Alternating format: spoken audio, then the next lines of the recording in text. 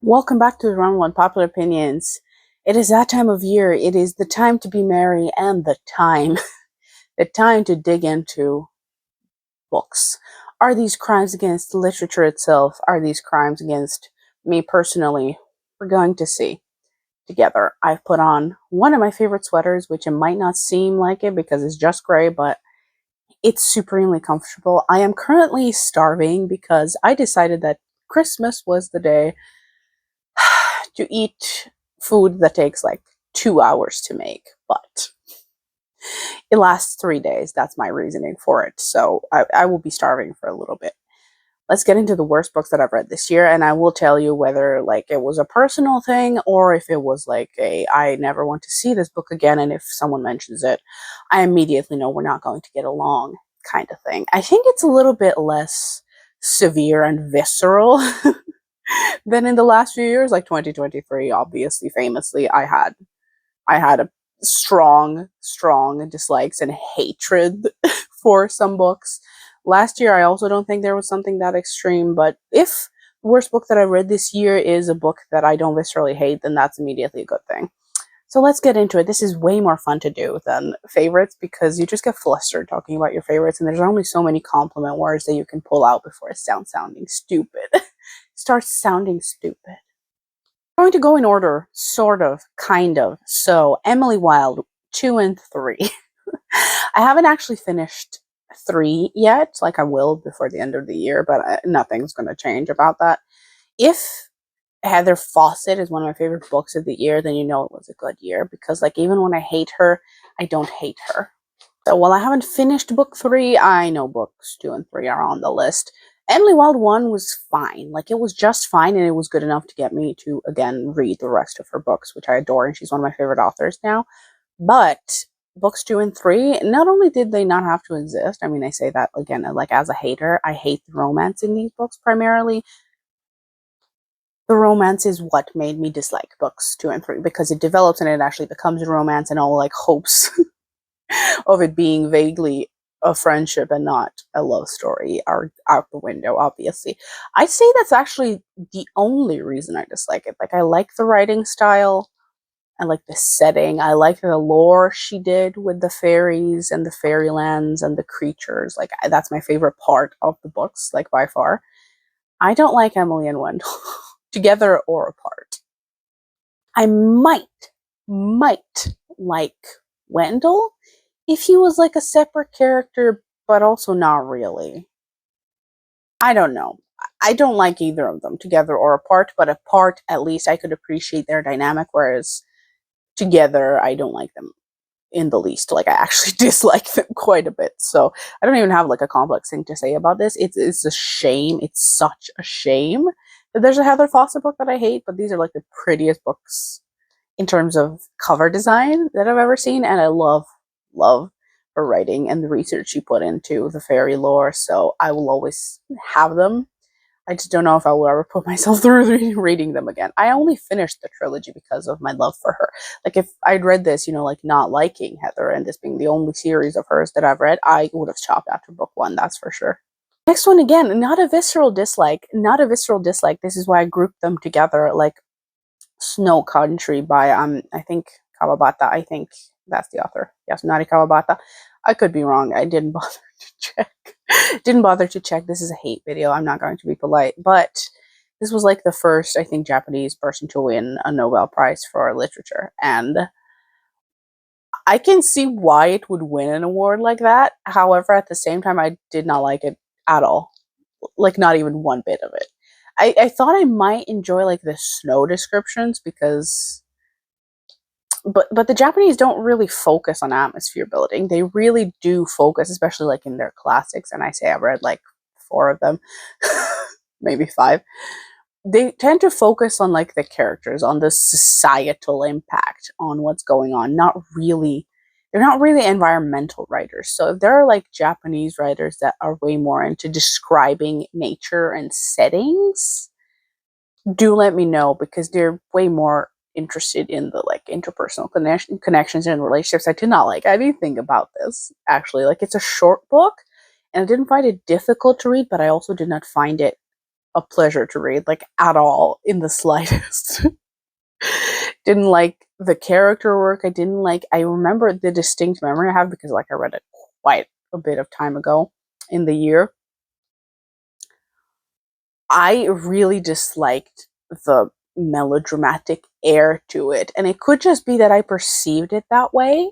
It's not like that it's actually really dramatic or melodramatic, but I considered it really melodramatic and just over the top in a way that I don't really enjoy with this kind of writing. So I did not like this in the least, but considering how little I remember about the actual plot, and I remember the bits that I didn't like, which are spoilers, so I'm not going to get into them, but I remember very little of it. I just remember that I did not like a single second of reading it, and that I found it really dramatic, and I did not get the appeal of either of the characters. I didn't want to follow them and see what happens to them, like, at all.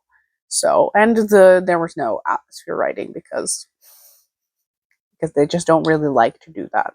They set the scene, they don't paint it, if that makes any sense.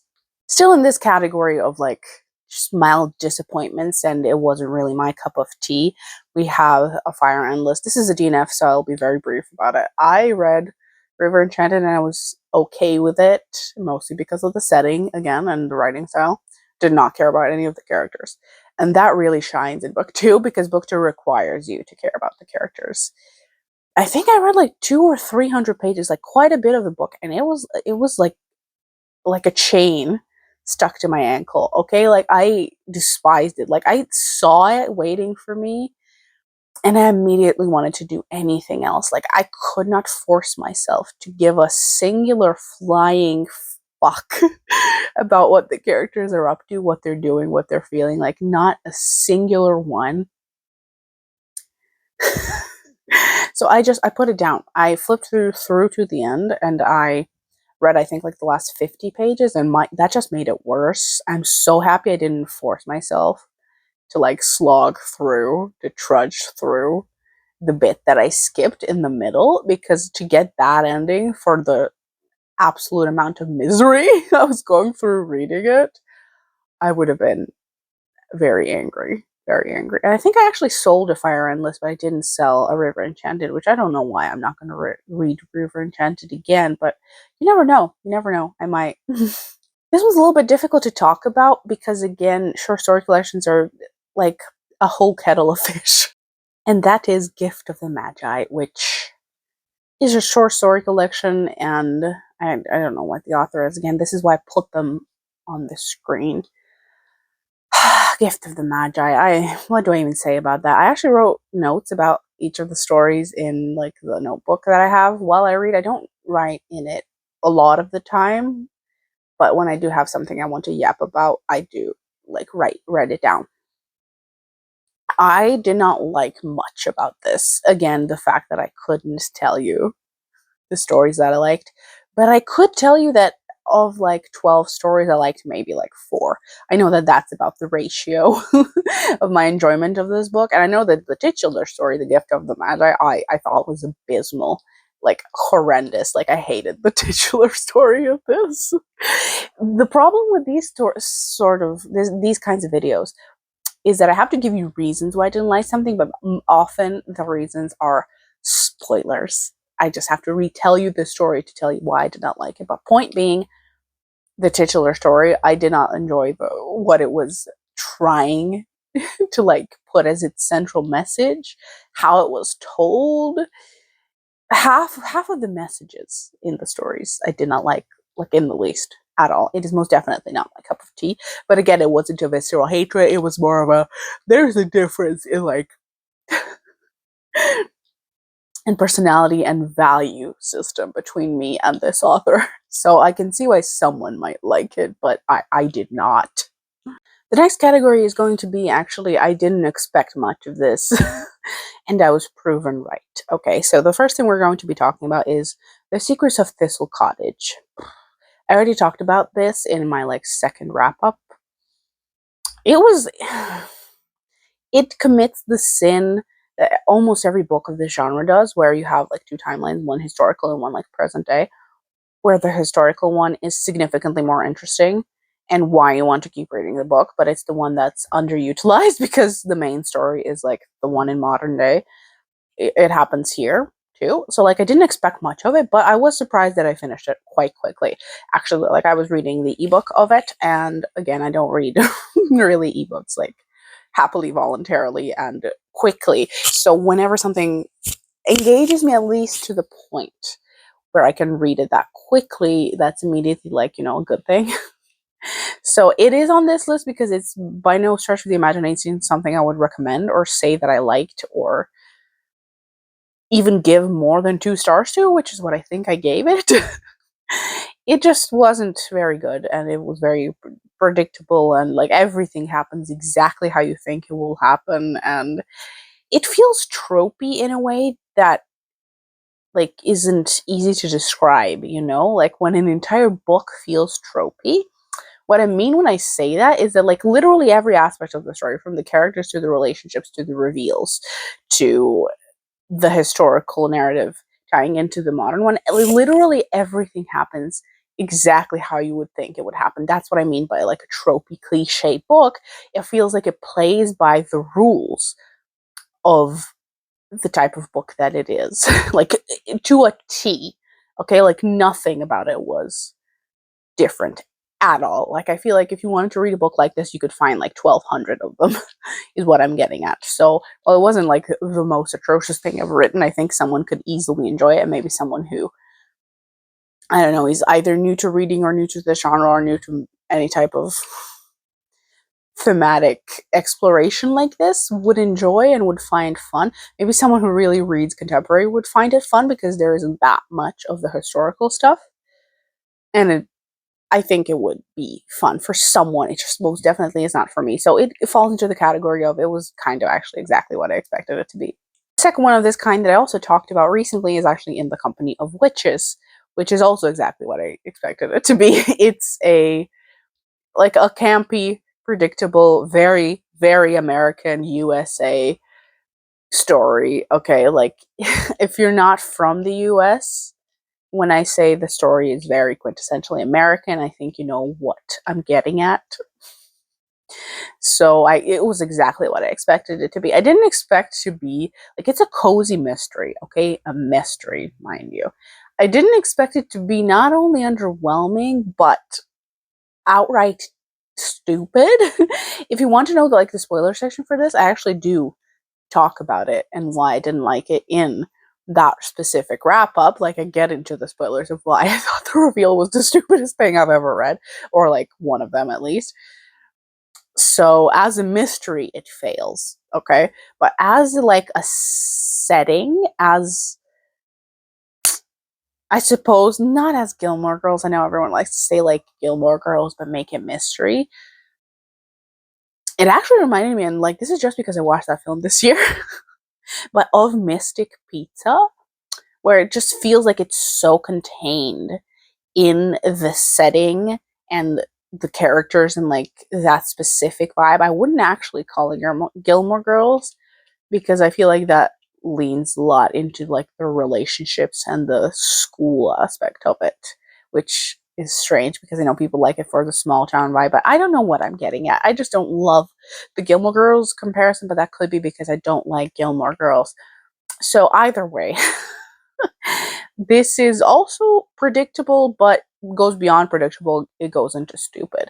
Because while I know the cozy mysteries aren't supposed to be taken that seriously, it read like it was trying to take itself seriously when the reveal came along, and like I hated it. It was so stupid and so nonsensical. I did not like it at all. But again, it could be a difference in values and a difference in me being not quintessentially American. So those like small cultural differences that I think people could be used to when they're over there could just be that difference, which is why it's in this category. It's exactly, I felt about it exactly how I thought I would feel about it. I did read it, I did finish it, I did not have like a difficult time reading it. It was actually kind of a vibe. Yeah, Practical Magic, I mean, that's the most realistic comparison. So I would still recommend it, but it was just very much not my cup of tea. And it isn't in the first category specifically because of that reveal. Because if it's a mystery, and I'm a mystery connoisseur, okay, I will judge you. I will judge you if the mystery is not only like gullible, predictable, or something that is not necessarily always a bad thing. Like I've watched Poirot and Marple all my life. Not all the episodes are brilliant. Okay, there are so many of them. There are cozy mystery like where the solution is like super simple. This wasn't just simple. This was stupid, and that's a very big difference. The next one I'm going to put into this category because I don't know. I'm not going to put it in the last one, which is like a visceral hatred. Like I had a problem with this. Okay.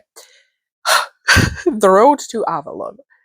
Again, as we've known, last year specifically, but also kind of this year, I was in my Arthurian era where I like went through all the big texts on King Arthur and the legend retellings and the myths and everything.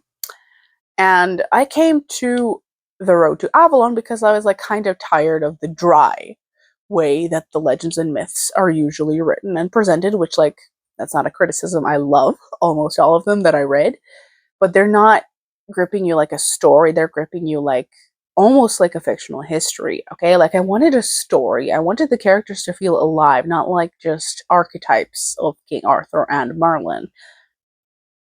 So I read The Road to Avalon. I also have like a talk about that, I think in the same video where I talked about The Company of Witches. Either way, this was rough. The characters certainly feel alive. They certainly feel alive and like the story grips you, but it reads like a soap opera. It genuinely reads like a drama series where like who's getting with who and how to hide it and how to conceal it and who has real feelings for whom and who's cheating with whom. It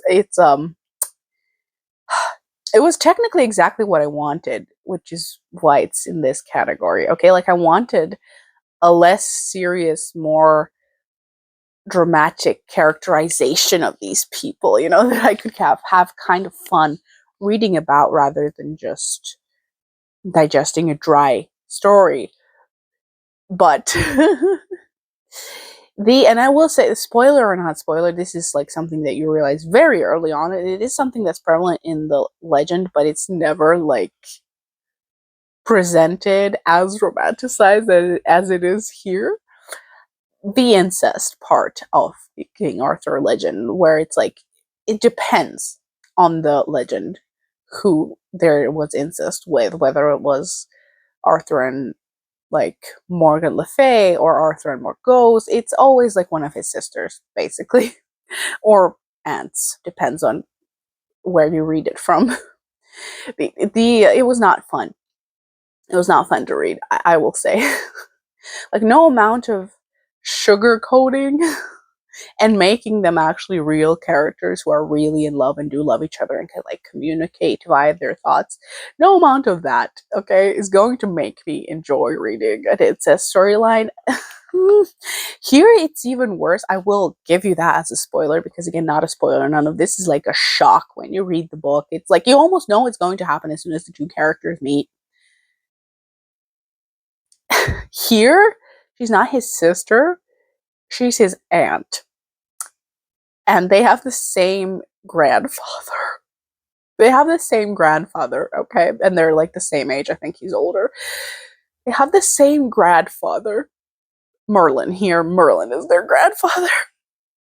And the reasoning for why like Merlin didn't realize it was happening was because it didn't even cross his mind that like his niece and his grandson, no, his daughter and his grandson would get together. Which understandable, but at the same time, like they didn't know that, Merlin. They did not know that. You could have told them. It was rough, okay? It was rough. It's just not something I enjoy reading about. No amount of romanticization or beautiful writing about their relationship is going to make me like this in any way, shape, or form. So again, it gave me exactly what I wanted. I was definitely like hooked. Okay, I wanted to see what the hell was going to happen with them. It drags on a little bit near the end when it gets a little bit political, which is a flaw of many King Arthur retellings. They don't focus on the myth and the legend. They focus on the politics of the kingdoms and with the Saxons and stuff. And I'm like, that's the least interesting part. That's the least interesting part. If I wanted historical, I would read actual history, okay, not myths and legends of yore. So it gave me what I wanted, but like at what cost? Okay, we've made it to the books that I viscerally hated, and we're sort of going continuing in the line from Road to Avalon, The Crystal Cave. I've yapped about this enough, I think, in like my first wrap up of the year. But the fact that I wanted to read this so bad, it's a really beautiful copy of the book. Like, it's genuinely so, so pretty. How she managed to make a story that centers on Merlin. Like, I found out about this book because I was looking at stuff on IMDb about Merlin. Like, whenever I watch a series, I go through like the trivia and quotes and stuff section in IMDb. Either way, that's a hobby of mine. But Colin Morgan said that like that was one of his childhood favorites, and that he like revisited it to prepare for Merlin. And and it had like 4 books, 500 pages long. I was so excited to read. I cannot tell you how much I wanted to love this. I was like, there's 2,000 pages of this to read. Like, I can't wait. How do you make a story with Merlin as the protagonist, the most boring and dry thing you've ever read? How, Mary Stewart? Okay, how do you manage this? And it's not even the Pendragon cycle where Druid, who has like a lot of ties to the land and Druidic folklore and paganism, it's not even like the Pendragon cycle where they make him like a missionary for the Catholic Church. Here, he gets his powers from God, okay? Like, there is no magic about this. There is no magic about it. And his like teacher in the Crystal Cave, which is supposed to be the central focus of the book, we see his teacher like twice, and this is a long book, okay? Twice. They have maybe one conversation with substance. He visits the Crystal Cave also like maybe 3 times substantially without telling us that he mentioned it, but actually going there. And all his like feats of prophecy or whatever are attributed to him having like religions tied to God, like visions tied to religion and to God, and like God's giving it to him. He's not magic himself. He doesn't wield anything. He doesn't do anything. There is no like pagan or druid stuff to it. He's just getting visions from God. And I was like, how do you fuck it up this royally? Okay, like the Crystal Cave, by the way, one of my favorite episodes from the series, Merlin. And there's like, I think they used all the titles of her book in the series Merlin as inspiration for many episodes. Like, why? How do you get the life, the magic, the mythos of Merlin boring and dry? Like, the entire book is like 90% him going to meet his father, the politics, how to do war, him getting allies, him getting along with his father Ambrosius and Uther, and like, how is this entire thing like a medieval, like, it's closer to Outlander, I think, than it is like to the mythos of King Arthur. Like, and then I read like spoilers for the other 3 books. It doesn't get better. It just gets more boring. At some point, Merlin is apparently gone, and we go to Arthur, and he's even more passive and dull as a protagonist. And I'm like, how do you get figures like Merlin and Arthur to be your protagonist, and then you're boring to read? I know at some point there was, and I kid you not, there was a description of Merlin getting off a boat. That description was like a page long. Okay, just him getting off the boat, stepping onto the planks, the rigging, falling over, getting up, and getting onto the deck, whatever.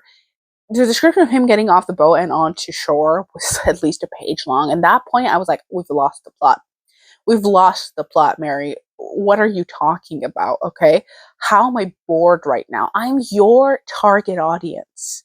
I could not be more your target audience. I'm even actually a little bit lenient with every like Arthurian retelling, because I just want to read all of them. I want to enjoy all of them. You just have to actually have some love for it and some spirit breathed into the work. Okay. You cannot bore me to death with my favorite thing in the world.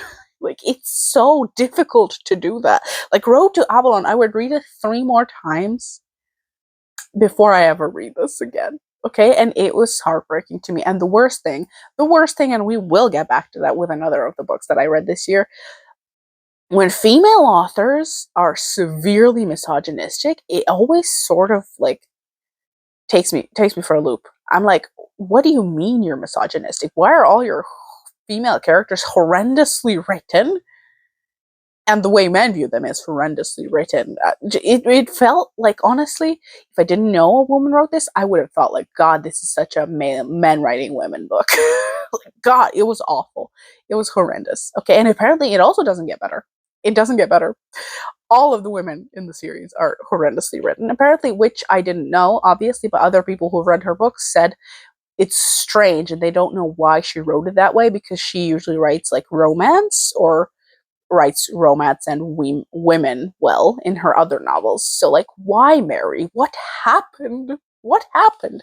Apparently, you're such a pillar in the, like, Arthurian retelling community that so many episodes in Merlin were named after your books. Colin Morgan read it to prepare for the role. It's like lauded as one of the big ones, to read if you're into Arthurian mythology. And it was rough. It was rough, and not in a good way, like the road to Avalon. It was just rough. Number 2 of our women writing women awfully. Okay, we have Dragonflight by Anne McCaffrey. Again, all of these books, I cannot tell you how much I wanted to love them. We will get to the third one. It's sort of similar to this one. Okay, the two things that I always give a try, and I'm always actually very, like, lenient with, are King Arthur retellings and dragons. Okay, because they are my two favorite things in the world apart from Star Wars. Okay, so, like, anything with dragons, I will want to try it, and I will be very, very, like, permissive of its faults, because I just want to read about dragons. This tested me, and it tested my patience and my tolerance for the way both romance and female characters are written. Okay, because, again, why am I reading a book that could have easily been written by a misogynistic man and then finding out that it was written by a woman? Like, why are we doing this? And apparently that's, like, a criticism for most of her early books in the series. It's a long series, and she gets better with it. So I bought, like, another book in the series, hoping it gets better, but rough. Okay, it was rough. The dynamic between her and the love interest, and the dynamic with their dragons, like, just the entire thing. It was like, can we for 5 seconds treat women as people? Please, like, I'm begging you here, okay? And it does the thing that I despise more than anything in the world, which is they're tied to their dragons. So, like, when their dragons are mating, they're immediately hot for each other, so they have to do it too. Like, just, the whole non-consensual aspect of it, of feeling what your, like, animals are feeling. So you're doing it with a man that you not necessarily would do it if not for the dragons feeling what they're feeling. But again, on the whole, did I like the world building enough to get, like, another book? Technically, yes. Like, I bought the third book in that trilogy because everyone said that you can't skip the second one, technically, because the third book sort of continues on. Doesn't matter. I have the third book, and I might read it, and I might read, like, one of the later books in the series, but it's also kind of sci-fi, not fantasy, and I won't elaborate. But it's, like, leaning into the stuff that I don't like over the stuff that I do. Like, I did like some of the lore. I did like the history hopping and, like, the history of the world. I liked kind of some of the world building. There was, like, a scene in the beginning where she has a bond with one of, like, the old dragons who's immobile, and he sort of, like, does something for her that really moved me. And I did kind of cry at that. And, like, again, it's very difficult to make me dislike the dragons themselves, but everything else, everything else, I'm like, I did not like any of the people here. Like, genuinely, like, none of them. And also the dragons sort of kind of just being used as, like, breeding machines. I don't know. I'm getting off track. Point being, similarly to the last book that I talked about, this is, like, it had too much of that misogynistic air. And again, don't think that I'm, like, one of those, like, really, really woke people who genuinely always hate books if they're not, like, having central female characters acting a very specific way. Like, I'm just not that type of reader, which, if you are, that's absolutely your thing, by the way. Like, read whatever you want. Have standards that you want to have.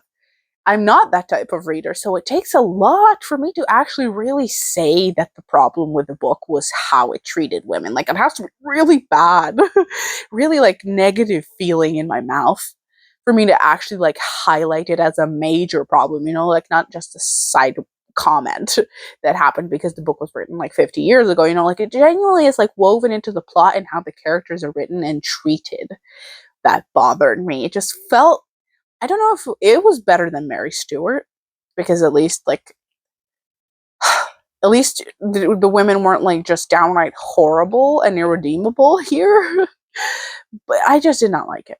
I just did not like it. It could be better in the series though. So while this book I did not like almost at all, and it was also a rough world to get into. Like I swear for 100 pages, I was like, why are you throwing so many words? I mean, I have no clue what's happening, and it does eventually click, but it is one of the rougher worlds to get into, I will say, as like a fantasy lover. So if you've read the series, let me know if there's like a specific series or trilogy within like the entire series that you would recommend that's better than the stuff that I mentioned, because it's one of those that I'm open to reading because I know there's so much of it and this is like the earliest installment, so I would like to keep going with it, and we'll see. I have the White Dragon, so I will read that next. I don't know when that will be. Finally some controversy. The Legend of Sleepy Hollow. I hated this. But that said, I don't like Washington Irving. Like at all. I think he was in one of the small little black classics that I read throughout the last year. And oh my god, like that man's focus is, I feel like we've piled in all the misogynistic all the misogynistic works in the last section, which is hilarious because like it didn't know there was that pattern to it. But the way that let's focus on this book specifically. The way that the women were like approached and written about in this book in general were just not great. Again, it could be intentional here. It does feel like it's intentional that the main character treats women and views women in this way, but also I don't really like Washington Irving's writing at all. Like I found it mind-numbingly dull. I don't like the descriptions that he uses, and it's not something that you can really like put into words why the word choices don't resonate with me. But the thing that bothers me with him is that that man is obsessed with with killing animals. Like I'm being dramatic, but again, this is like a me thing. This entire category is like, this is a me thing. It does not need to bother anyone except me, but it does bother me. So this is why we're here. In every book that he reads, and I've tried 3 so far, he makes certain to mention how much he loves squirrel hunting. Okay, like that's his favorite like pastime. That's his favorite sport of squirrel hunting. And I'm like, I want to wring his neck, okay? Because what like once is one thing. It could be like a character drawing thing. Twice is too much. And 3 is, I am never reading you again. Okay, I am never reading you again. Of all the things that are like a trademark of you in all the stories that you write, that is one that I will never, ever forgive and never, ever want to read about. So, if you don't know me, like, yes, hi, hello. I am a tremendous animal lover. Okay, I can cry just thinking about what's happening to animals in the world at any given moment. So I am not the target audience, again, for this kind of thing. I am not. Okay. I am a little upset at the thought that there is a target audience for this. So you can say I'm being dramatic. That's perfectly fine. Because I absolutely am being dramatic. It's a throwaway line, but it happened enough times that it sort of paints the author for me, if that makes sense. So like he made certain, you know, like to repeat that that's his favorite thing like several times over, and like I'm done. I am done. But I even read past that because I was like I'll try and get past it. Like this is so famous. I just did not like any of the characters or the writing or again the treatment and sort of writing and depiction of women in the story as like lecherous seducers, even though she's a teenager. So I didn't love it. I hated it actually. So I'm done with Washington Irving, that's for sure. We've made it to the most complex book I have to talk about because this is like a bit of a two-parter, okay? The Dragon Quartet by Marjorie B. Kellogg. This consists of two books of the Book of Earth and the Book of Water. This started off also, I was like, oh god, this is gonna be one of those, again, one of those like misogynistic narratives where like the woman is constantly like sexually assaulted and like has to go through sexual violence constantly for character building. But she grew on me. The beginning is again rough. Like a rough go of the beginning. I don't know why I kept reading it. I bought this book for like €2 on Vinted. I had never heard of it before, but again, dragons. I'm willing to try anything with dragons. So in the beginning I was like, my god, is all this woman is going to go through be like sexual assault? But she grew on me, okay? After like that first section when she escapes like her home, her castle, whatever, and meets the dragon and is in the forest and meets the other characters and they travel and there's a quest and they meet other, like, I loved the Book of Earth, okay? But minus that like beginning that like had me going for a second. I loved the Book of Earth. Like I loved everything about it. It felt like classic fantasy in the best way possible, with the quest and with the characters, with the dragon, with the random creatures, with the old knight who's taking care of a young girl. Like, I just loved every bit of it. Like the secret valley where there are women who are free and independent. Like I just loved everything about the Book of Earth apart from the beginning. I didn't know it was sci-fi. I did not know it was a sci-fi. Like she even says it in the beginning, but I didn't want to read the introduction in case she spoils the books, because this is genuinely one of those like duologies, I suppose, even though there's 2 more books. One of those books that I knew nothing about. I was like, let's just go in blind. I did not know it was a sci-fi. It gets more sci-fi the farther along you go, okay? It was written in the 90s, so after the Book of Earth, like this is a time travel, time hopping story. It's again on the, you get that on the back of the book. The second book like takes place in 2013, so like her idea of 2013, which is genuinely so funny to read about. And then I think the other 2 like take place even farther into the future. And she even said in the introduction that like the dragons sort of become like alien like creatures. It's I feel like there's like a range here, okay? Because like Dragon Riders of Pern is also a sci-fi, but it's at least like sticks to its world. This the Book of Water, I did not like anything about it. I didn't like its protagonist. I didn't like the writing style. I didn't like, again, her use of modern slang, because it goes from genuinely old-timey, old, ancient Germany, like from 900 and something AD, with old language and old writing, into a sci-fi, and it's such a jarring shift. It is such a jarring shift. It's meant to be, because, like, yeah, the main character from the first book also finds it a jarring shift, but oh my god, is it annoying to read when the book essentially changes genres. And I admire her attempt. It's just such a drastic like shift. You know, you go from reading an old-timey fantasy that's like bordering on being a quest story to just gallivanting for the entirety of the Book of Water around like one town. I was bored. I no longer liked the writing. I didn't like the main character, Noch, who's like has the dragon water. I did not like anything about the second book. However, and I will say before you like come for me, Ndoch, if that's how you pronounce it, Ndoch, I don't know. He grew on me. At first, I was also like, great, like another sex obsessed character. That's just what I needed in this series. He grew on me. He definitely grew on me, and I loved his relationship with Erde, and I loved how it was like sibling like rather than being a romance. I loved their relationship, and again, their relationship with the dragons and the dragons' relationship with each other was interesting. That was the only thing that carried me through. I read it for months because it kept stopping, and I couldn't be bothered to pick it back up. It's on this list though because of how much I hated that genre shift. Like I hated it, okay? Knowing that every new book is going to be even more sci-fi, like the Book of Fire, which is the next one. I think I started it like on my e-reader, and I was immediately like, I don't want to read this. Like I don't want to read this. Can we just go back to the Book of Earth? Because again, they're 2 very incompatible genres in my opinion, because it it's a different liking of classic fantasy and of sci-fi, and I very much love one and don't like the other like at all.